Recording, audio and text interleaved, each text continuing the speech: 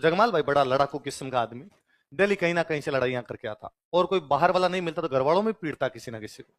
एक बार तो इसने मल्लीनाथ जी के भाई मतलब अपने अंकल को पीट दिया था इसने, तो मल्लीनाथ जी भी बड़े परेशान रहा करते। एक बार ऐसे मेवानगर के पास में कोई एक गांव था, गणगौर के आसपास का समय था, गणगौर त्योहार आता है, तो गणगौर होली के बाद में पूछना शुरू कर देते हैं अपने, है ना। वैसे तो गणगौर होली के 18 दिन बाद आती है, इतने दिन बाद आती है 18, पर होली के बाद में गणगौर की पूजा शुरू हो जाती है। तो लड़कियां कुएं पे गणगौर पूजने के लिए गई हुई थी। उन दिनों गुजरात में एक राजा हुआ करता, उसका नाम था महमूद बेग। क्या नाम था? महमूद बेग का सेनापति उधर से होके जा रहा था, उसने देखा कि लड़कियां कुएं पे अकेली खड़ी, वो लड़कियों को उठा के ले गया। अच्छा, जनता की रक्षा करने की जिम्मेदारी किसकी? राजा की। राजा कौन है? मल्लीनाथ जी। तो जनता भाग्य किसके पास है? मल्लीनाथ जी। राजा हमारी कन्याओं को उठा के ले गए, आप हमसे टैक्स लेते हो, बहन बेटियां नहीं बच रही हमारी तो। मल्लीनाथ जी गुस्सा है, मल्लीनाथ जी ने कहा सेना तैयार करो, अपने गुजरात पर आक्रमण करेंगे, बच्चियों को छुड़ा के लाएंगे। इतने में जगमाल कहीं बाहर से है, जगमाल ने मल्लीनाथ जी से पूछा पिताजी आज इतनी तैयारियां कैसे? और मल्लीनाथ जी ने कहा शर्म आनी चाहिए तुझे, इधर उधर पंगे लेता घूमता रहता है, ढंग की जगह तो कहीं जाके लड़ाई करता नहीं, अपने लिए मरने जैसी बात है कि अपनी कन्याओं को, अपनी बहन बेटियों को गुजरात का महमूद बेग का सेनापति उठा के ले गया। जगमाल को बुरा लगा, जगमाल ने कहा पिताजी आप तो रेस्ट कीजिए, चिंता मत कीजिए, अब उन लड़कियों को मैं छुड़ा के लाऊंगा, मेरी बहनें हैं, उनको छुड़ाने की जिम्मेदारी मेरी। मल्लीनाथ जी ने कहा यार तू बीच में किसी से लड़ लुड़ा के वापस आ जाएगा यार। उसने कहा नहीं, पहले इस्तेमाल करो। तो मल्लीनाथ जी ने कहा ठीक है, कौन जाएगा लड़ने के लिए अपनी तरफ से? आज जगमाल ने कहा पता तो लगाओ पहले कहाँ लेके गए। तो पता चला कि उन लड़कियों को लेके गए अहमदाबाद। कहाँ लेके गए? अहमदाबाद में गुजरात का जो राजा है महमूद बेग, उसकी राजकुमारी रहती है, उसकी राजकुमारी का नाम था गिंदोड़ी। क्या नाम था? कि राजकुमारी गिंदोड़ी का महल है वहां पर, और अपने वाली सब लड़कियों को उस महल में लेके गए। क्यों भाई वहां क्यों लेके गए? कि वहां गिंदोड़ी की नौकरानियां बना दी। गिंदोड़ी कहती है मेरे को मैगी खानी है, तो अपने वाली लड़कियां क्या बना के लाती है? गिंदोड़ी कहती है कि मेरे शैम्पू कर दो, तो अपने वाली लड़कियां क्या करती है? उसके काम करती है सारे दिन।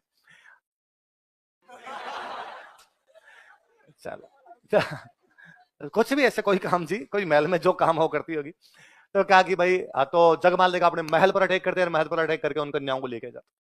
साथ वालों का जगमाल तेरे में थोड़ा बहुत यहाँ दिमाग है कि नहीं? एनी टाइम लड़ाई सोचता है यार, कुछ दिमाग से भी काम लिया अगर। उसने कैसे कहा? गुजरात के राजा की राजकुमारी का महल है, सुना तो नहीं पड़ा होगा। सिक्योरिटी होगी आसपास, भयंकर सिक्योरिटी होगी राजा के परिवार के लिए तो। और यदि हमने हमला किया ना, सारे काम आ जाएंगे, एक ही नहीं बचेगा, सबको मार देंगे वो। थोड़ा दिमाग लगाओ और कोई तरीके से। तो और क्या तरीका हो सकता है कि देखो ये पता लगाओ कि वो लड़कियां बाहर कब आती है महल से। बाहर निकालना इजी रहेगा, सिक्योरिटी हर जगह साथ साथ थोड़ी जाती है, जहां रहती है वहां सिक्योरिटी हो सकती है। तो पता लगाया कि प्रत्येक फ्राइडे को, प्रत्येक शुक्रवार को उस महल से थोड़ा दूर चलने के बाद एक पीर बाबा की दरगाह है। पीर बाबा होते हैं, एक पीर बाबा की दरगाह है। राजकुमारी गिंदोड़ी उस पीर बाबा की दरगाह पे हाथ जोड़ने आती है हर फ्राइडे को 11 साढ़े 11 बजे के आसपास। उस समय अपने वाली लड़कियां नौकरानियों के रूप में साथ आती है। कोई अगरबत्ती लेके आती है, कोई फूल लेके आती है, कोई चादर चढ़ाने के लिए चादर लेके आती है, तो उस राजकुमारी के साथ में आती है। तो कहा ठीक है, अपने वहां से उठाएंगे उनको। अपने राजस्थान में आज दिन तक सबसे अच्छे घोड़े माने गए मालानी के। कहाँ के घोड़े? आपसे कोई पूछे राजस्थान में सबसे अच्छे घोड़े कहाँ के हैं? मालानी। और मालानी के घोड़े दूर दूर तक बिकने के लिए जाते, इसलिए अक्सर मालानी के व्यापारी घोड़ों को लेके जाते। जगमाल ने अपने 10-15 अच्छे अच्छे साथी तैयार किए, 15 अच्छे अच्छे घोड़े लिए मालानी के, व्यापारियों का भेष बनाया और जाके दरगाह के पास बैठ गए बृहस्पतिवार को, वेडनेसडे को वहां पे, थर्सडे को वहां पे जाके बैठ गए। कोई आता जाता उनसे पूछे कि भाई कौन हो रहे तुम लोग? तो आप व्यापारी के, घोड़े बेचने आए थे, मालानी के घोड़े हैं साहब, मालानी के व्यापारी। क्या रेट है घोड़े की? तो 3,000 वाले घोड़े की रेट बताए 30,000। अगला बंदा कह रहा इतना महंगा कौन लेगा तुमसे? बचा असली माल है, लेना तो लो, रवाना हो जाओ। इतने फिर तो तुम्हारा एक भी घोड़ा नहीं बिकेगा। और वो मन ही मन सोचेगी बेचने किसको। वो वेट करे कि कल शुक्रवार आए 11 बजे, राजकुमारी गिंदोड़ी आए अपनी कन्याएं साथ में, अपने उनको यहाँ से लेके चले। 11 साढ़े 11 बजे के आसपास गिंदोड़ी आई, अपने वाली लड़कियां साथ में, अगरबत्ती फूल लेके साथ में आई। इधर जगमाल ये बैठे थे, आपस में एक दूसरे को देखा, जानते ही थे अपने गांव के भाइयों बहनों को, कौन नहीं पहचाने।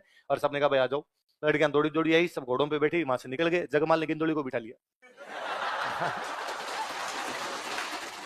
क्योंकि जगमाल समझदार है, जगमाल जानता है कि गुजरात के सेनापति को जैसे ही पीछे पता चलेगा पीछा करेंगे, और पीछा करेंगे तो अपने 15 आदमी, पीछे से यदि 1000 लोगों की सेना आ गई तो ही अपने को मार देगी। तो यदि पीछा करते हुए अपने बीच में पकड़ लिए गए तो फिल्मों की तरह डायलॉग देंगे, यदि एक कदम भी आगे बढ़ने की कोशिश की, है ना, तुम्हारी राजकुमारी का गला काट दूंगा, पीछे हटो, हथियार रखो, हथियार रखो। और फिर अपने कह देंगे हमारी लड़कियां लेके जाएंगे, तुम्हारी राजकुमारी को तुम वापस लेके चले जाओ। लेकिन मालानी के घोड़े थे, इतनी द्रुत गति से दौड़ते आए, इतनी तेज गति से दौड़ते आए कि गुजरात की सेना पीछा करती रह गई, ये हाथ ही नहीं है, उससे पहले पहले मेवानगर पहुंच गए। मेवानगर में जनता को जैसे पता चला कन्याएं सकुशल वापस आ गई है, जगमाल वापस लेके आ गए, सामने नारे लगाए 1 2 3 4 जगमाल तेरी। कन्याओं को सबको उनको घर भेजा गया। गिंदोली को एक कैंप के अंदर छोड़ दिया, भाई गिंदोली का बैठो तुम यहाँ पर। इतने में गुजरात का सेनापति आ गया। उन्हें जगमाल का, जगमाल बाकी सब ठीक है, गिंदोली को क्यों लिया तुम? तो उन्होंने कहा यार तुम हमारी कन्या को उठा के ले गए, और यदि बीच में हम, और तुम तो वैसे नौकरानियां बना के ले गए थे, हम तो वैसा कुछ ही नहीं, हम तो होस्टेज के रूप में लाए थे, बंधक बना के लाए थे, यदि तुम बीच में पकड़ लेते तो हमारा था कि भाई हम गिंदोली को देके और लड़कियों को लेकर जाएंगे, और अब जब हम पहुंच गए तो गिंदोली सुरक्षित है और तुम अपनी राजकुमारी को वापस ले जा सकते हो, पर आइंदा से ध्यान रखना, आइंदा से हमारे साथ ऐसा कोई नहीं होना चाहिए। तो गिंदोली के पास समाचार भेजा कि भाई गिंदोली कहा भाई जाओ और तुम्हारे पिता का सेनापति आया है उसके साथ वापस जाओ। गिंदोली को अहमदाबाद से मेवानगर आते आते जगमाल से बेपनाह मोहब्बत हो गई। हुआ यूं था कि वो जब अहमदाबाद वहां रहती थी, अपने वाली लड़कियों को गिरफ्तार करके वहां पे रखा हुआ था, तो अपने वाली लड़कियां गिंदोली को हमेशा कहती राजकुमारी गिंदोली कब तक हमें इसमें रखोगी तुम, इस महल में? तो उसने कब तक क्या, तुम अब यही मरोगी, ये मेरा बाप का राज्य है, ये मेरे बाप का महल है, यहाँ परिंदा भी पारी। और वो लड़कियां कहती गिंदोली तुम जानते नहीं हो हमारा भाई जगमाल है, कर्ण अर्जुन जगमाल आएगा और एक दिन हमें यहां से निकाल के। और राजकुमारी गिंदोली उनको कहती कि तुम सपनों में जीना बंद करो, जगमाल नहीं, कोई तुर्रम खां भी आ जाए ना तो यहाँ नहीं मारा जाए। अरे ऐसा क्या जगमाल है तुम्हारा? पर वो नहीं तुम भैया को नहीं जानती, भैया शक्तिशाली है, पक्का हमें यहाँ से लेके जाएंगे। तो उसके दिमाग में कहीं ना कहीं एक था कि जगमाल कोई तो बंदा है जिस पर लड़कियों को इतना कॉन्फिडेंस है, अपने भाई पर इतना ज्यादा कॉन्फिडेंस है। फिर जब जगमाल उसको उठाता है वहां से, उसको लगा बंदा दम बोड़ा है वैसा। और अब गिंदोली ने कहा वापस नहीं जाऊंगी। नौकर आए, नौकरों ने जगमाल कहा कि वो तो वापस जाने के लिए मना कर रही। जगमाल गया, जगमाल जा गिंदोली कहा गिंदोली हम तुम्हें होस्टेज के रूप में लेके आए थे, तुम्हारे पिता का सेनापति आया, तुम्हें वापस घर जाना चाहिए, तुम्हारे मम्मी पापा चिंता कर रहे होंगे। उसने कहा नहीं, अब तो जीना यही, तुम्हारे बिना कहीं भी जाना मेरे को नहीं है, मैं तुमसे शादी करना चाहती हूँ। जगमाल ने कहा अरे तुम्हारा मजहब अलग, मेरा मजहब अलग, हम अलग अलग धर्म के लोग हैं, ये शादी कैसे हो सकती है? गिंदोली ने कहा कि मोहब्बत मजहब कहाँ देख पाती है। फाइनली जगमाल गिंदोली को यहीं रख लेता है। आप और मैं इस बात पर कितने भी हंसे, पर आपकी और मेरी मम्मी हर गणगौर पे गिंदोली के गीत गाती है। हम 600 साल बाद भी गिंदोली के गीत गाते हैं, क्योंकि जिस दिन गिंदोली को लेके आए थे उस दिन क्या थी,